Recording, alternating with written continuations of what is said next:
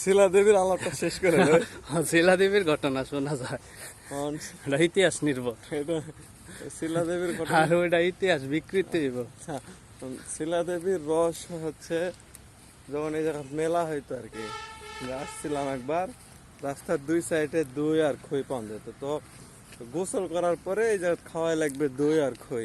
Naked কোনো কথা বলা যাবে না। না কিন্তু এই জায়গাতে আবার একটা সমস্যা আছে, সবার যাওয়ার অধিকার আছে এই জায়গা, ছেলে মেয়ে, হিন্দু মুসলিম বৌদ্ধ খ্রিস্টান সাওয়াল মাতাল মুসি তাহলে দেখা যাইতো সবাই ওখানে যাওয়ার উদ্দেশ্য, কিন্তু ছেলেদের যাওয়ার নিষেধ করাটাই ভালো ছিল, কারণ মানে হিন্দু মেয়েরা যে গোসল করে একটা গামছা পরে শুধু গোসল করতো, গোসল করে আসে ওই যে একটা যে আপনি রুম দেখাইলাম যে খোলা খালা রুম, ওখানে চেঞ্জ করতো, মানে সব স্পষ্ট ভাবে চোখের সামনে চলে আসতো। ছেলে মানুষ করে ভাই বুঝেন না না, আমি গেলে আমি কিন্তু ইমানদার লোক, আমি সব দেখি না। আমি এটাই ভাবছিলাম আপনার কথা বলতে চাইছিলাম যে আপনার যে ইমানদার লোক আর যে নিষ্পাপ, আমি মাসুম। আপনার মতো ম্যাসম লোক ওখানে যাওয়ার অধিকারটা ছিল, কিন্তু অন্য অন্য যারা আদার্স, বোঝেন নাই, বোঝেন নাই আদার্স, তো ওনাদের ক্ষেত্রে যাওয়াটা ঠিক নেই, কারণ সব দেখা যায় স্পষ্ট, পুরুষ তো রে ভাই দেখা যায়, মন তো মানে না হিন্দু মেয়ে দেখিয়ে, এই জন্য মানে আমার পক্ষে থেকে আর কি এরকম ছিল যে নিষেধ করা ছিল, ছেলেরা যাওয়া নিষেধ, মহিলারা দেখতে সমস্যা নেই। মুরগরও একটা মান সম্মান আছে বারে,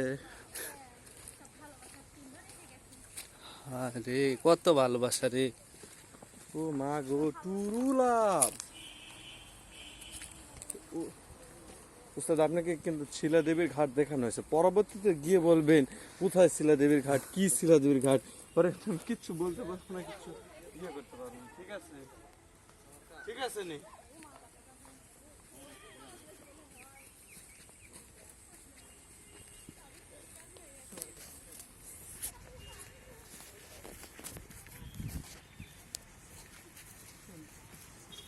সরেন, ঘটনা হলো তা না, সামনে তো সরেন। ঘটনা হচ্ছে ওরা এখানে কি বাউন্ডারিটা দিয়েছিল,